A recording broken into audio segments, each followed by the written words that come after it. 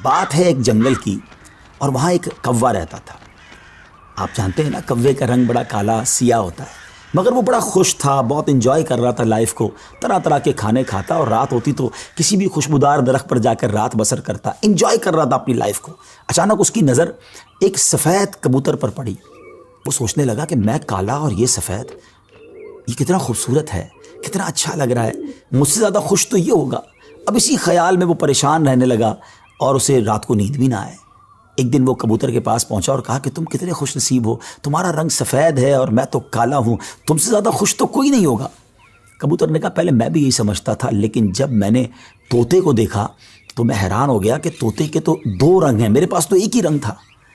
तो तोता ज़्यादा खुश नसीब है, वो ज़्यादा खुश है, वो ज़्यादा लाइफ को एंजॉय कर रहा है। अब कौवा कबूतर को छोड़कर तोते के पास पहुंच गया।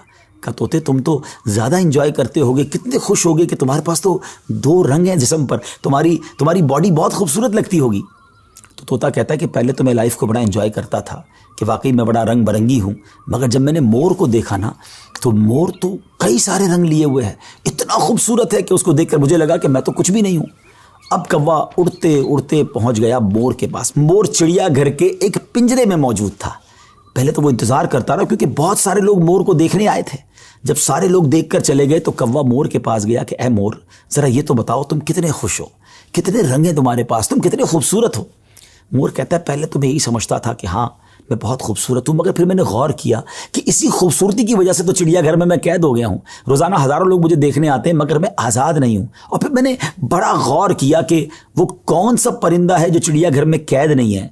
तो मुझे समझ आई कि कौवा ही एक परिंदा ऐसा है जो चिड़ियाघर में कैद नहीं होता, उसको कोई कैद नहीं करता।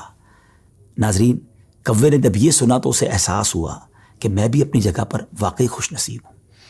अब यहाँ बज़ाहिर तो ये एक फ़र्ज़ी वाक़या है, लेकिन अगर इसको हम अपनी ज़िंदगियों पर इम्प्लीमेंट करें, अपने बारे में सोचें, हमारे पास बहुत कुछ है, लेकिन जब किसी को हमसे ज़्यादा वाले को हम देखते हैं ना तो हमें अपनी चीज़ें कमतर नज़र आने लगती हैं। अपना घर छोटा लगने लगता है, अपनी मोटरसाइकिल, अपनी गाड़ी, अपनी साइकिल वो हमें बड़ी कमतर लगती है जब किसी की बड़ी गाड़ी देखते हैं, किसी का बड़ा घर देखते हैं, किसी की लाइफ स्टाइल को देखते हैं। जो है उस पर एंजॉय नहीं करते बल्कि उस पर शिकवा करते हैं, नाशुक्री करते हैं।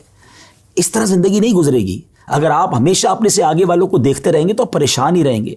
अगर आपने मवाजना करना ही है, कंपैरिजन करना ही है, तो अपने से कमतर लोगों को देखें ना।